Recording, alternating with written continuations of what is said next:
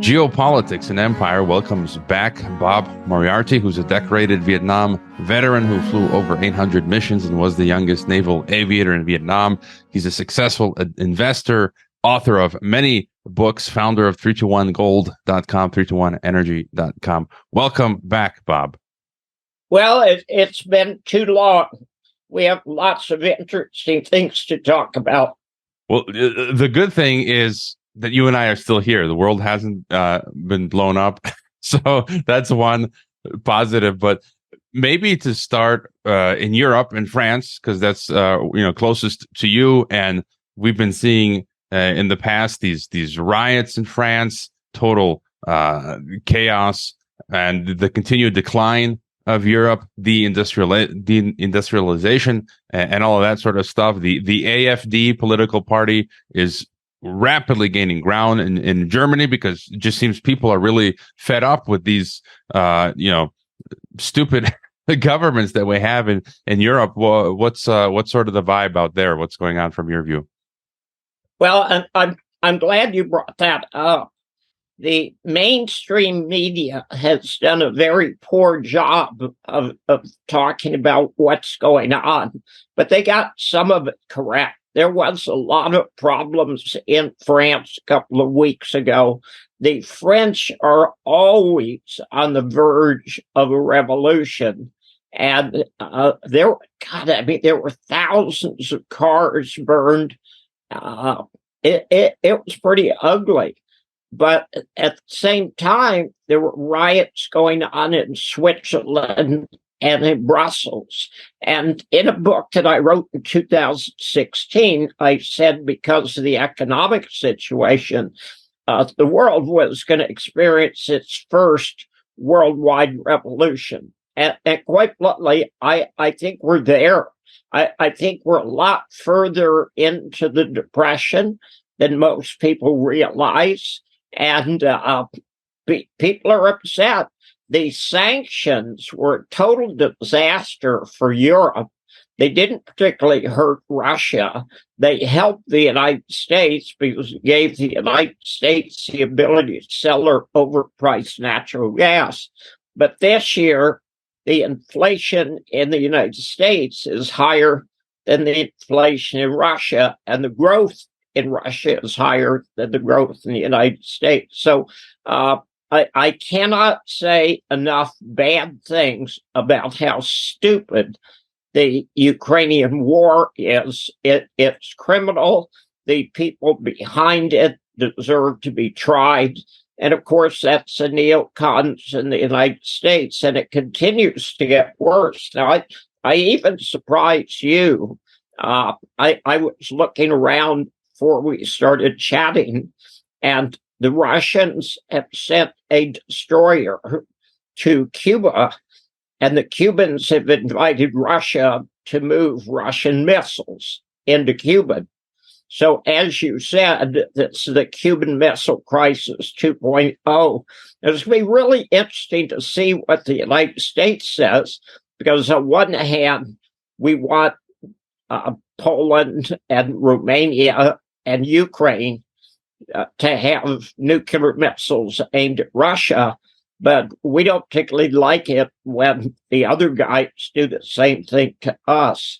If you remember a month ago, the United States put sanctions on China regarding chips.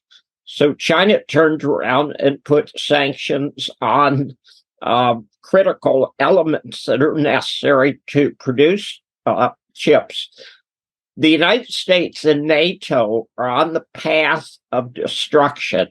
They are destroying the EU, they're destroying NATO, they have already destroyed Ukraine, and they're going to destroy the United States. China and Russia, on the other hand, are trying to build things and create things and be good neighbors. And frankly, I approve of that.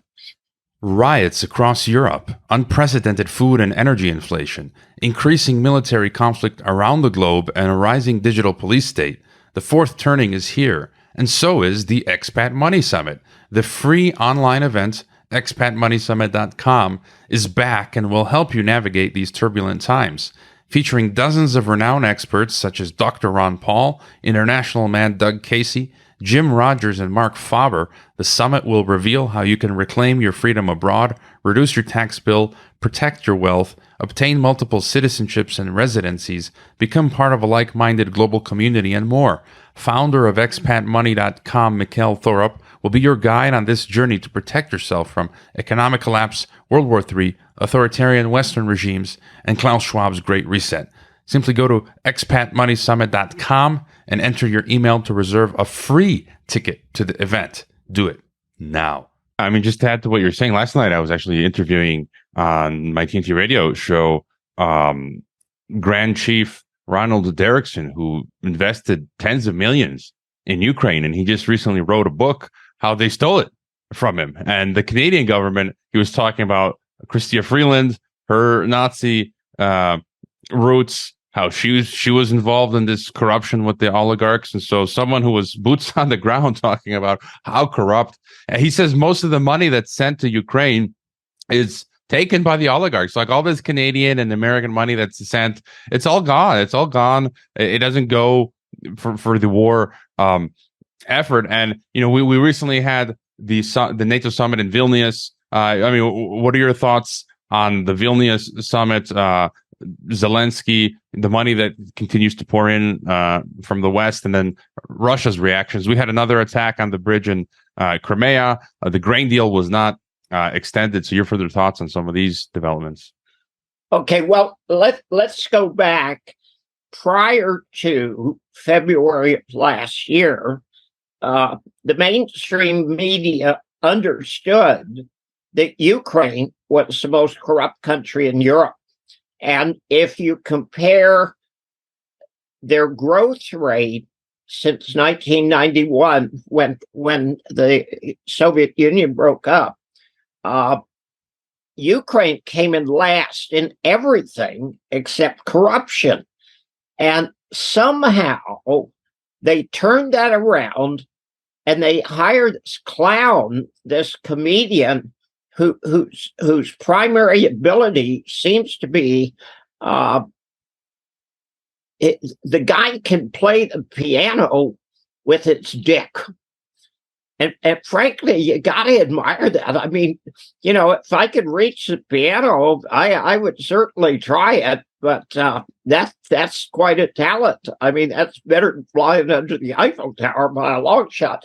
But the United States has been fighting this war against Soviet Union, against Russia since 1945. The United States allowed the biggest war criminals in the Eastern Front, which were the Ukrainian Nazis, a free pass, and there wasn't a single one of them that was charged with a war crime. Now, when you were talking about Freeland in Canada, the assistant prime minister, do you remember what her grandfather did? No, remind us. He published a newspaper for the Nazis. Okay, so these are not neo-Nazis. These are very real Nazis. And it's totally corrupt. You got neo-Nazis running the show. You got this idiot who stole hundreds of millions of dollars so far. And all the generals are pissed off at Zelensky because he's stolen so much, and it doesn't give them a chance for them to steal. So we're supporting arguably one of the most corrupt governments in the world. It's resulted in the destruction of probably 350 or 400,000 Ukrainian young men. To accomplish what? In March of 2022, Ukraine actually signed an armistice agreement with Russia, and Russia was going to pull her troops back, to the lines that existed on February 24th. And then Boris Johnson goes over and says, no, you could steal a lot more, And tell me Joe Biden doesn't understand corruption, We've got this bizarre situation that in 2019, the FBI and the DOJ had testimony from the head of Burisma, who was a highly paid FBI informant, that Hunter Biden and Joe Biden took $10 million in bribes. And there was just a congressional committee a few days ago, and the IRS whistleblowers have concluded the Bidens have taken $17 million in bribes. Now, is that on the front page of any newspaper in the U.S.? It's not even being discussed. Here's my problem with it. How do you go forward when your federal police, supposedly the best in the world, have turned into a combination of Gestapo and KGB? And the answer is, I don't think you can go forward. I think you have to burn the place down and start all over again, because you're not going to uncorrupt the FBI and the DOJ. Some of this, I mean, it's hilarious to me.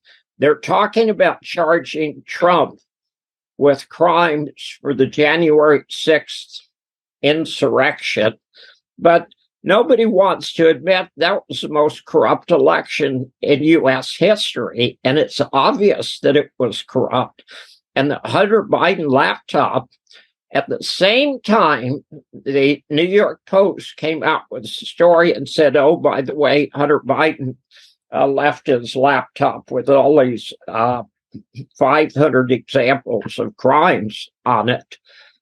The FBI told Twitter that they knew that the laptop was correct because they had the serial number they got from Apple. So you've got 50 U.S. intelligence agents saying, no, it's Russian disinformation. And you've got the FBI telling Twitter, no, we know it's real. We're in this bizarre never land, and things are not going to get better. Things are only going to get worse until it blows up. And that could be literally. So the good news is the world didn't end today. And it's probably not going to until, maybe tomorrow. Yeah, and that was the sentiment of my recent guest, Colonel Douglas Macgregor, who also said that the agencies are being weaponized against U.S. citizens. He thinks it's not going to work, that eventually, as you said, things will kind of collapse and we'll have to rebuild. And it's interesting, usually in Russia, people that go against the Kremlin, they fall off bridges or out of windows. And we saw in America, the method seems to be drowning or suicide. And so we saw Obama's chef, 43 years old, young man, drowned mysteriously. So I think the Obamas, they're jealous of the Clinton body count, so they're trying to catch up. No, I'll tell you, that's the Clintons are pros. Okay, as good as Obama is, he's got a lot of catching up to do. When you look at Hillary Clinton, she's up there in a class all by herself. Yeah. Hillary Clinton. Well, I don't want to ruin my breakfast. So, but going back to Ukraine, it's interesting. They just NATO and the West continue hammering on Russia and the company. They're trying to make the case now. First they tried to make the case for Putin in the ICC, and now they're talking about Lukashenko of Belarus, talking about trafficking, abducting children.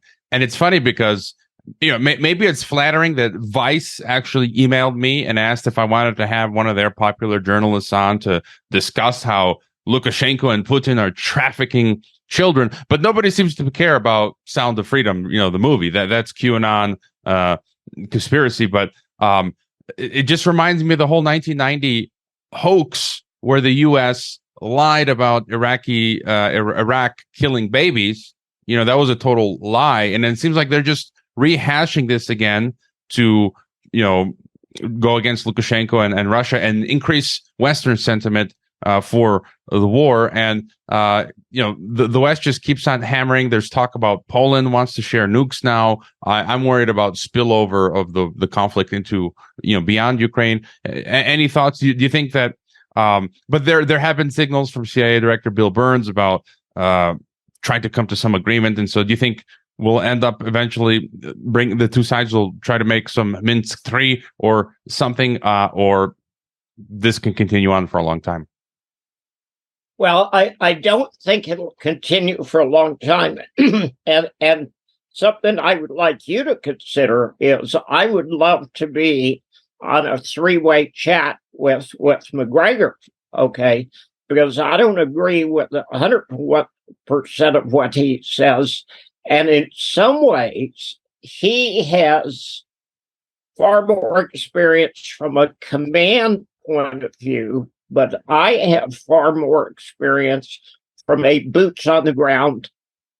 You know, I had 834 missions in Vietnam. I was a captain in the Marine Corps when I was 22. I had 54 medals. I have controlled hundreds of airstrikes. The Russians are using $1,000 drones to do what I was doing in the Bird Dog, and they're doing it far more effectively than I did. Now, one of the things that I did as a forward air controller, I actually controlled the battleship New Jersey a lot of times because I was the only guy in our squadron who had been through forward air control school. So every time the New Jersey wanted to be targeted, they would send me out. And the New Jersey fired a 2,200-pound shell that they could shoot 28 kilometers. And when it landed, it woke up everybody in the neighborhood. Now, it wasn't particularly accurate, okay? If you came within a click of your target, you were doing really well. However, you did wake everybody up.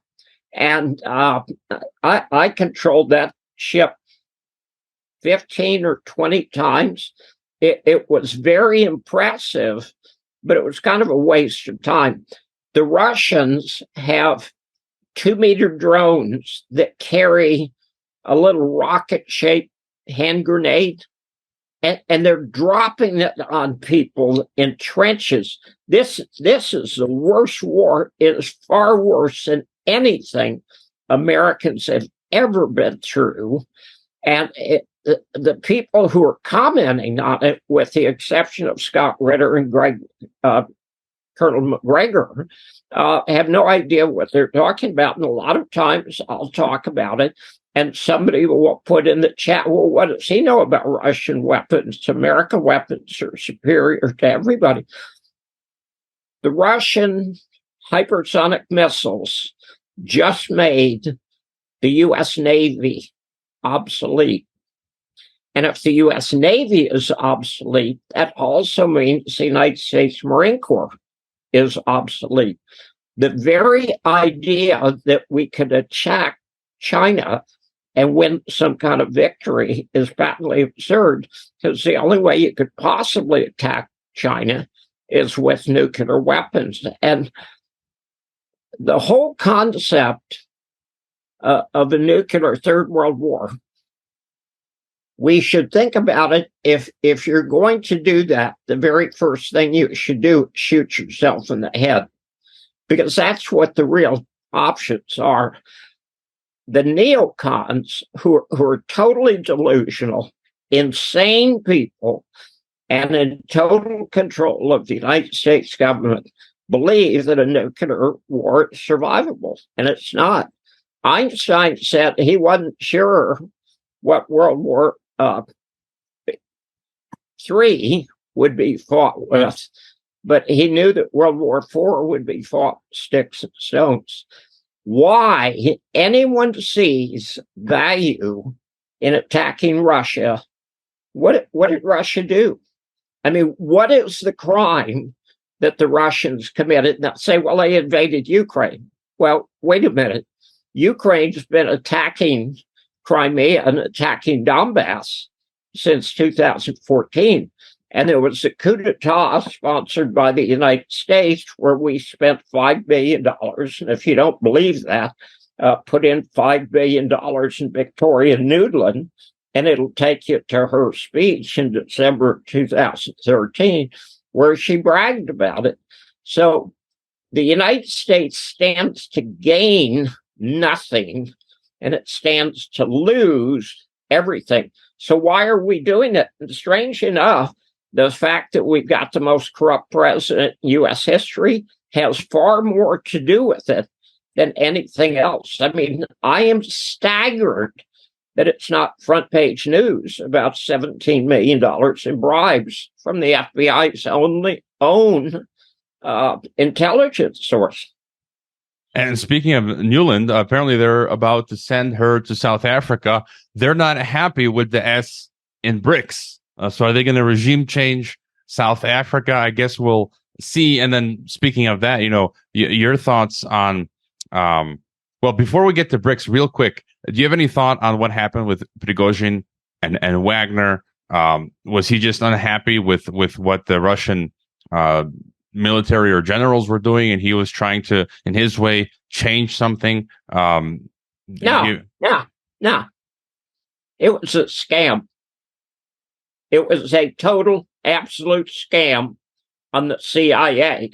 And I was in the military. I was in the war. I know how people in the military act. That guy's been running his mouth for months, talking about how stupid the leadership was, and how stupid Putin was, and how stupid everybody but the Wagner group was, and he was the greatest leader in the world. And I'm thinking, wait a minute. Guys don't do that. Okay, something funny here is going on. It was the coup that never existed. And just before the coup, I think the Pentagon discovered that there was $5.4 billion that suddenly appeared that they could give Ukraine. And frankly, I think it went to the Wagner group. I think it was a scam. I think that Putin was in it. I think Prigozhin was in on it. And the CIA was behind it. And they were sitting around, they were throwing vodka shots down, saying, hey, I got an idea. Why don't we scam the CIA? And of course, we're not going to know for years what the real truth is. But that was not a coup d'etat, period. There were a few people that were killed, okay, that were in the aircraft that were going to attack the convoy. So there was just enough reality to make it seem like it was possible. But I'll tell you, Putin is not a nice guy. You run a coup d'etat on Putin and he catches you, he'll shoot you, which I fully approve of. So I haven't heard this theory yet, and definitely plausible. So Wagner and company were feigning cooperation with the West, take their money and run. Well, if that's the case, good on them. And then maybe to BRICS. Then there's this continued expansion of BRICS. This talk of BRICS, multipolarity, de-dollarization. Some analysts say, it's going to take a while. It's a long road. But I also think because of a black swan, because of technology, de-dollarization can overnight, once we reach a breaking point, it can happen very quickly.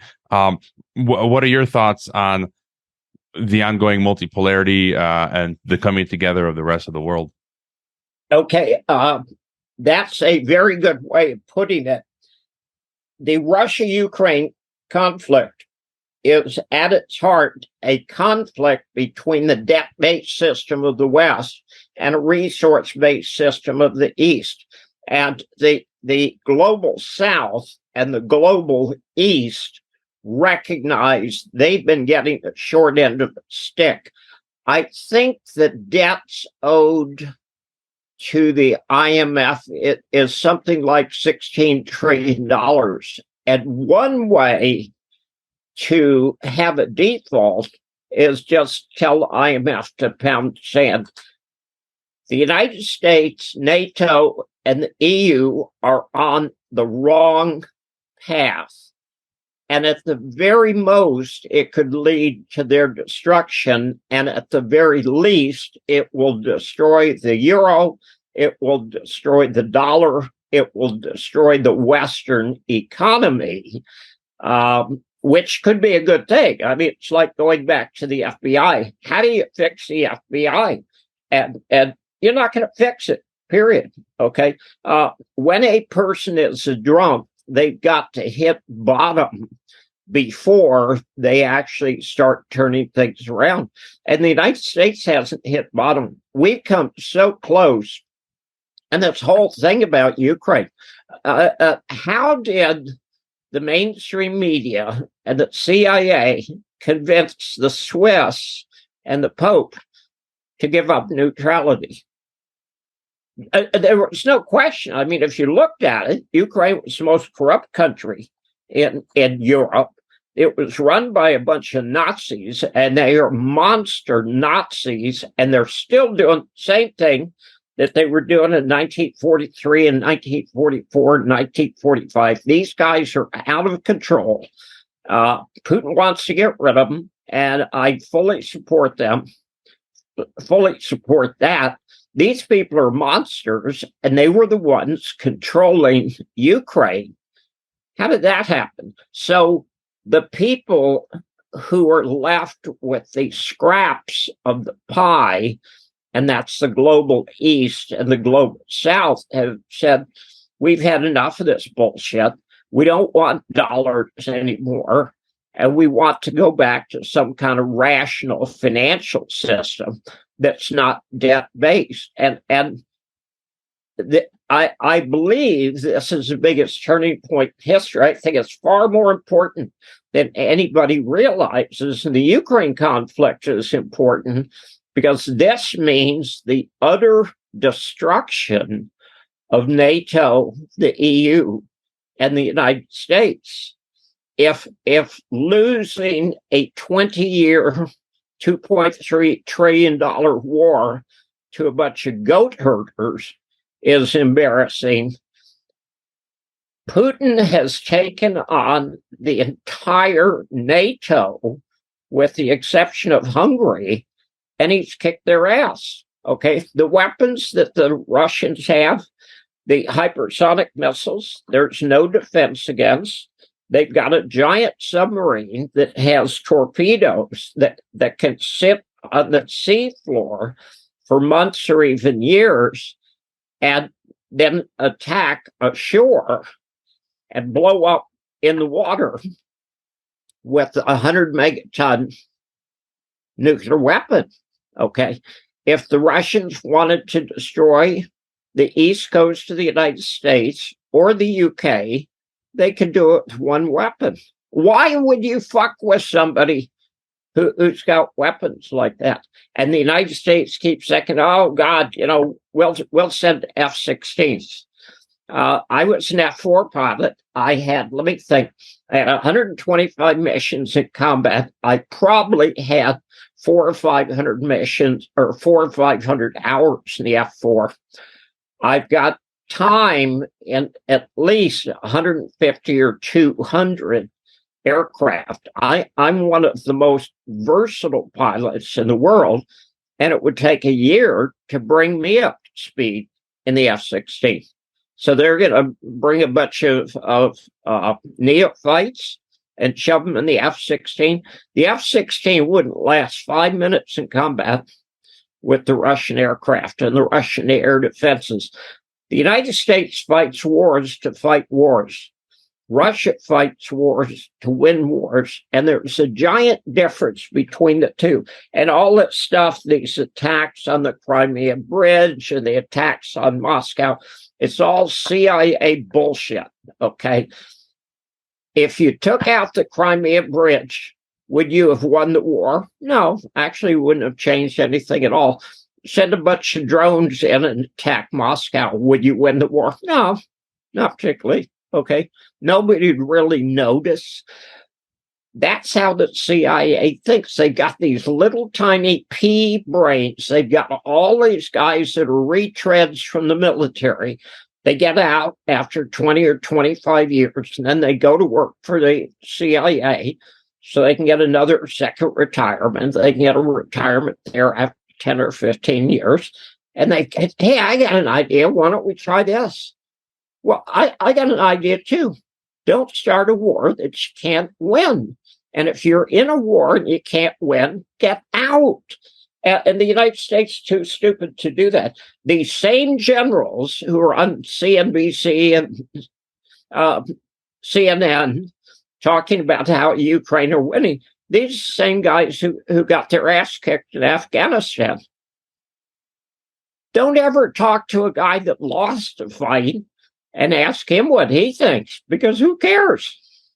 Yeah, and you know what you mentioned about NATO collapsing in the EU. As a EU citizen, I wish the EU would collapse, and NATO as well. But they seem to be doubling down. And I'm just, from my daily analysis, I'm just reading, you know, the buildup in Asia. They want South Korea to get nukes. They're helping Japan militarize. All these firsts I keep reading about, like the first time the U.S. sends nuclear capable strategic bombers like B-52s to, was it like Solomon Islands, to Sweden. Japan is going to send military troops or equipment for the first time since World War II to the Philippines. They're building these groups. I was reading yesterday, this new security triad: South Korea, US, and Japan. Then they've got Quad, and they've got AUKUS. And so it seems like, as you say, at the same time, they're in a precarious situation, but yet they continue to try to extend, and like it looks like they're preparing to try and go for the gold, you know. So any thoughts on that expansion in Asia and China as well? Yeah, they got their ass kicked in Afghanistan, so they left. They're getting their ass kicked in Ukraine. Okay, so they're going to leave. And they say, well, who can we pick on now? There is no scenario in which you are going to defeat China, period. Okay. And when the United States has lost every war that it's fought, going back to World War II, and the United States, by the way, did not win World War II. Actually, it was the Soviet Union who killed 80% of the Germans. The United States is in this delusional empire, and the empire is over. They have destroyed the EU. There was a metal foundry in Germany that had started in 1381, and due to the cost of energy, they had to shut down recently. The sanctions have destroyed Europe, period. Okay, so why would you take a fraternity sorority like NATO, okay, North Atlantic Treaty Organization? Now, I'm sorry, what part of the North Atlantic is the Ukraine on? I forget. So they're going to bring Japan into it. What are they going to do? Move the Atlantic Ocean to the Pacific?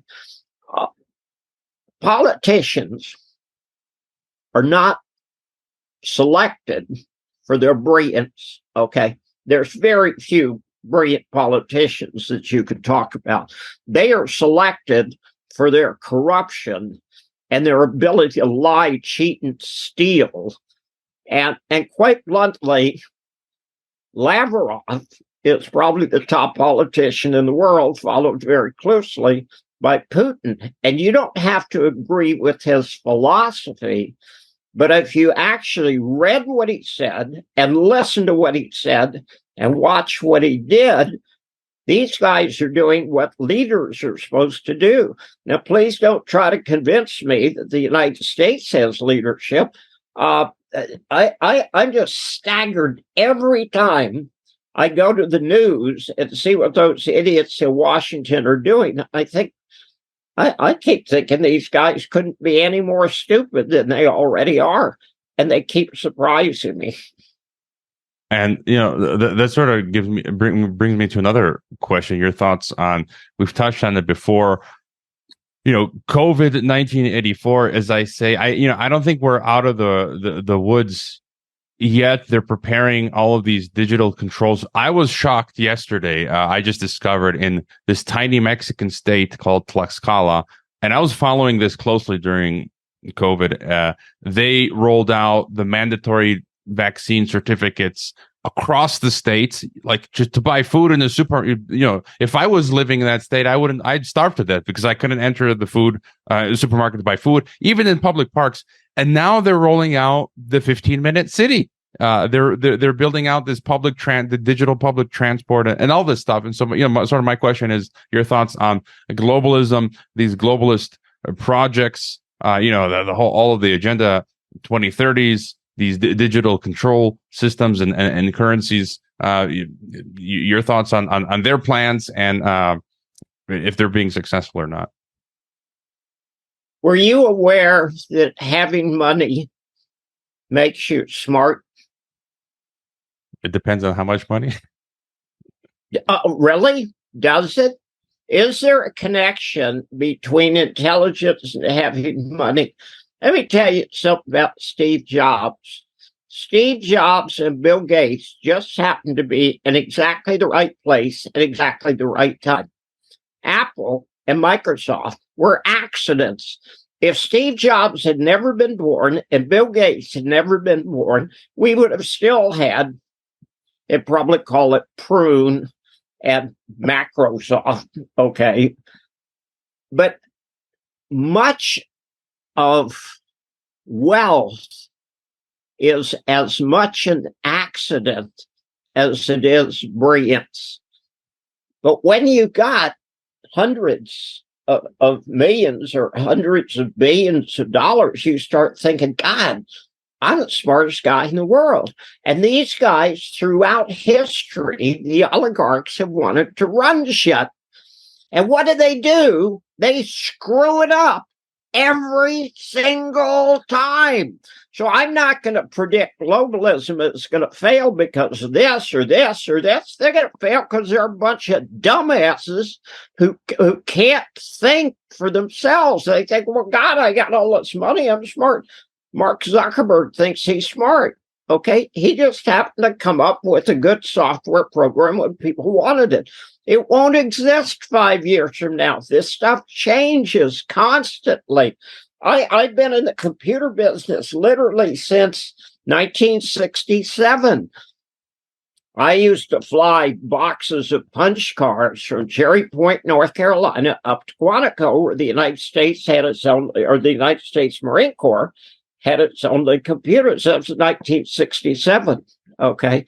The computer business is constantly changing, but these guys have so much wealth, and there's been such an incredible concentration of wealth.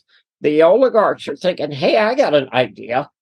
Why don't we come up with a bioweapons program and kill a bunch of people off, and that'll reduce the CO2? And everybody else saying, hey, that's kind of a good idea. Of course, these same 1,500 idiots just flew into Davos in their private jets so they can tell you and me, you need to be eating bugs for breakfast. I don't want to eat bugs. Why would I eat bugs? If you think eating bugs is a good idea, you eat bugs. They don't want us to have cars, but they want to have private jets. The globalists are going to fail. They're not going to fail because of me. They're going to fail because of their own stupidity. However, it's going to get pretty rough in between. The WHO already has the power that they got from the G20 to declare a worldwide emergency and force vaccine passports. Now, there's no question COVID was a bioweapon. Okay. COVID killed a lot of people, okay? But the flu kills people every year. The United States created it. The United States has 20 bioweapon labs in Ukraine. What do you think they're working on? The common cold? Herpes? AIDS? No. They're trying to come up with weapons. They're going to fail. There will be another pandemic. They've already announced it. It's going to be something like Ebola, or it's going to be bird flu. They're definitely going to do it again, and they're going to fail again. And they're going to kill a lot of people off. But, the whole CO2 climate change things, let me teach you about making wine. You want to learn about making wine? Sure. Okay. I got this little farm in the south of France, and the French government has rules for everything. And you can't actually start farming after the age of 50, and you got to have a degree in horticulture. And I said, screw all that. I'm going to raise grapes. Okay, I'm going to increase the value of the property for Barbara's kids. So I put in grapes, and we had a really magnificent wine last year. This year, we've had a lot of moisture, and the grapes from here all the way to Bordeaux have been ruined, literally, because of too much water. Now, if I was a weenie and a loser, I could blame climate change, but the world is 4.5 billion years old. How many times in that 4.5 billion years has the climate changed? Well, 4.5 billion times. And if anybody was raising grapes 4.5 billion years ago, he knows sometimes you get some good years, sometimes you get some bad years. I literally just wrote the guy or text the guy who makes the wine for me. And I said, look, I mean, let's put the thing, cut the vines, trim the vines, do whatever we need to do, prepare for winter, because it's not even worth picking. We'd be picking grapes one at a time. Okay. My entire vineyard's like 500 plants. Okay. I could make 2 or 3 bottles of wine. That would be really expensive wine. But the climate's constantly changing. So they're talking about 15-minute cities. You know, we need to put everybody into a prison because it's going to lower CO2. Really? How's it going to do that? And why does it make a difference anyway? Don't we need CO2 to grow things? I mean, what's going to happen to plants? We kill all the CO2. It's gotten so stupid that the Netherlands went after nitrogen. Okay, nitrogen just happens to be 78% of what we breathe. I hope Netherlands, when they cancel those 30,000 farms, I hope we've still got enough nitrogen still to breathe. And now they're talking about methane. Okay, the cows are farting. Okay, so we got to eliminate the cow farts, and the best way to eliminate cow farts is to eat bugs. And I'm thinking, are these people smoking some kind of stuff? Who are they talking to? Hunter Biden? See their new drugs are? We are in a period of peak insanity, and very probably, and we're not going to know this for a few years, very probably it all goes back to not having honest money. And we know how long a meter is. We know how much a gram weighs. We know how much a liter is. But we don't know the value of a currency from today until tomorrow. If a meter is fixed and a liter is fixed and a gram is fixed, then money should be fixed. And to have an honest economy, you need to have honest money. And we don't. We got dishonest money. So we're going to have to go back to honest money before people start saying, you know, we've got all these really weird ideas. We don't know the difference between girls and boys anymore. Why don't we eliminate all that stupid stuff? And why don't we focus on living in some kind of sane world? And why don't we stop blowing each other up on a constant basis? I want to point one thing out, and I am the most qualified guest you could possibly have on this subject. Nobody wins any war.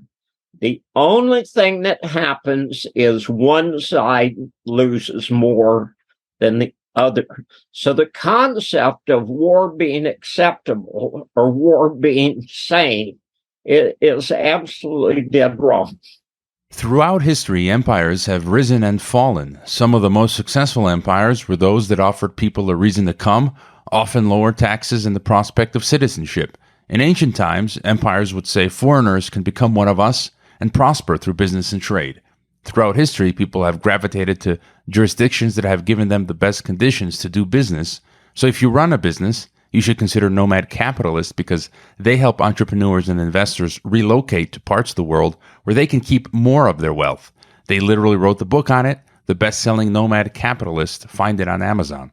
If you're an entrepreneur or investor and believe you're paying too much in tax, or if you'd like to get a second passport or a third passport like I have, to expand your options and not have to be reliant on one government, there are legal ways to do this. Nomad Capitalist has been assisting over 1,000 clients for the last 10 years. You can check out their 2,000 plus educational YouTube videos and nearly 2,000 blogs. Just go to nomadcapitalist.com, learn how they can help you legally reduce your tax bill, expand your options globally, and navigate the algorithm ghetto. As you mentioned, this whole global, Great Reset project failing. I mean, I was the other day talking to an old colleague here in Mexico who still works my former place of employment. And I didn't see, when you mentioned boys being girls and all this stuff, the whole transgenderism, when I was teaching, there was none of that. And it started with the COVID stuff. He's got a number of transgender students now who are asking him to call a boy a girl or vice versa. And if I were still teaching, I would be fired. I would say I'm not going to call a boy a girl or a girl a boy. I've been told that they're having all teachers have to always take these courses to stay up to date of all kinds, and they've had some toxic masculinity course. I've been told. I would have told the administration, I'm not taking that course. Fire me, and it's just nuts. And hopefully, as you say, things revert back, but. I guess one of my questions then going forward, as you say, for sure, it's going to get ugly. And your thoughts on the road ahead. Inflation is raging everywhere. They're trying to wipe the middle class. Law and order are declining in many countries. And so, thoughts on this rough road ahead, and then ways that people can sort of mitigate this wherever they are. Well, let me interject one thing that I kind of had finished on. A Nobel Prize winning physicist was going to speak to the IMF about climate change, and he came out and said, I just don't believe it exists. Okay, so what they do, they canceled him. Okay, well, gee, we don't want to hear that. Okay. We are at peak insanity, and we're at peak insanity because everybody's got all these weird ideas. We have turned sex and transgenders into some weird cult, and we're supposed to honor transgenders. Transgenders are half of 1% of the population. To suggest that there's a giant problem there, it's absolutely dead wrong. Now, am I anti-transgender? No, I don't care. It doesn't make any difference to me. If you want to put a skirt on and grow your hair long and call yourself a woman, go for it. I mean, have fun. But we've gone so insane. Leah Thomas is 6'4", went through puberty, is still carrying its dick and balls, and she is beating all these young women in swimming, and there's something absolutely dead wrong because they have worked for 20 years to be competitive. And all of a sudden, they got to compete against what is biologically, rationally a male. Okay. But where do we go from here? The world financial system is on the cusp of the biggest mass crash in history. The sooner that it happens, the better, because the alternative is those idiots in Washington finally push Russia to the point where Russia says, we just need to end this stupidity.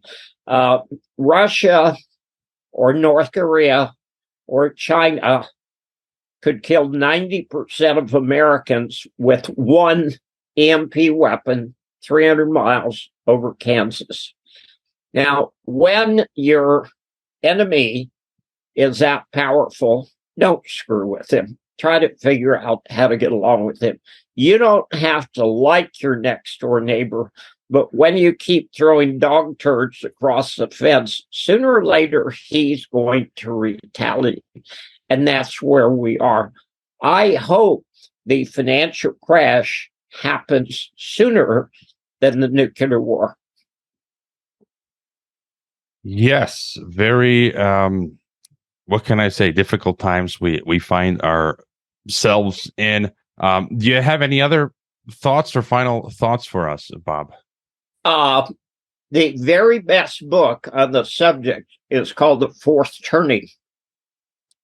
And there's two authors. I think it's Strauss and Hall. Mm-hmm. One of them has died, but the other one has come out with a follow-up book to The Fourth Turning. And I ordered it, and unfortunately I had to have it shipped to the United States, and it's being shipped to me, and it should be here any day now. I would highly advise all your listeners, one, to read The Fourth Turning, and two, to read the update to The Fourth Turning, because in The Fourth Turning, the two authors predict a move towards totalitarianism, and you can absolutely see it across the board, from the COVID stupidity to the constant wars to the fake money. But they say there will be a move towards freedom and independence, and there will be a new group of people to lead the way forward in a positive way. I'm looking forward myself to reading the book, and actually I'm quite positive. How can you fix the FBI? Well, change the locks. Okay. How could you fix the DOJ? No problem. Fire them all. How could you stop Biden from being corrupt? You couldn't. Throw him in a jail cell for 15 or 20 years. He'll get it. There are solutions to everything that can happen. The globalists believe they can go to a fully totalitarian government, but across the board, you could see globalism failing now, and that's a good thing. And I think that we're going to have far more freedom in the future and far less government. And the two always go together. Bob Moriarty always leaving us on a positive note, which is good. And I do have The Fourth Turning somewhere behind me, and I did hear about the new one coming out from, as you said, Neil Howe. I did listen to an interview he did with Art of Manliness about that book recently, so I'm going to have to get that as well. And get your books in hardcover. I've got them in digital. Your websites are 321gold.com, 321energy.com. You've got a lot of books on economy and investing and a whole bunch of stuff. Where are the best places to find you on the internet, Bob? Actually, anywhere. I've done probably 100 interviews the last year, and you can go to YouTube or you can go to Rumble. I'm not going to say I am the best writer in the world, but I'm one of the most versatile. And I've written fiction books, and I've written nonfiction books, and I've written a book about war and a book about delivering small airplanes all over, and a book about a mining company with a giant gold discovery. And then I've written short fiction at the same time and a couple of investment books. I will say, I pick up my own books periodically. Here's one of the tremendous advantages of getting old. I can pick up one of my own books and start flipping through it. And I'm sitting there saying, God, this guy really gets it. He's really funny. And then I realized, wait a minute, that's your book. All right. Well, I encourage people to check out Bob's many interviews. I catch them all over the place in my searching online, and as his books as well. It's always great to get an update from you, Bob. Thanks for coming back. It's always a pleasure, and you categorically have some of the best guests on the web. I want to congratulate you for that. I hope you enjoyed this Geopolitics and Empire podcast. The website is geopoliticsandempire.com, and I encourage you to sign up for the free email list that goes out with each podcast and every weekend with a collection of news headlines. The newsletter and website are our last lines of defense. We're being censored and deplatformed. It's nearly impossible to find Geopolitics and Empire on the Google search engine. We've been blacklisted. YouTube frequently takes down our videos with strikes. Facebook restricts our page. Reddit and Twitter take down posts. And after the Associated Press mentioned Geopolitics and Empire in a 2021 article co-written with NATO, our Patreon account was terminated. Vimeo also terminated our Pro account. The best free way to help Geopolitics and Empire is to leave a review on Apple Podcasts or elsewhere and subscribe to all of our media channels. You can find the video broadcast now on 5 platforms: Odyssey, Rockfin, Rumble, BitChute, and Brighteon. You can find the audio broadcast on the podcast ecosystem: SoundCloud, Apple, Spotify, and so on. My current favorite social media channels are Twitter and Telegram, but you can also find us on Gab, MeWe, Minds, Float, VK, Instagram, Facebook, and LinkedIn. Finally, Geopolitics and Empire is in dire need of funding to continue. You can leave a donation, purchase a consultation with the host, or become a member to receive additional benefits. We also produce a weekly broadcast called Dissident Thinker for members and Rockfin subscribers only. We will continue to fight the good fight come hell or high water. Thank you for listening.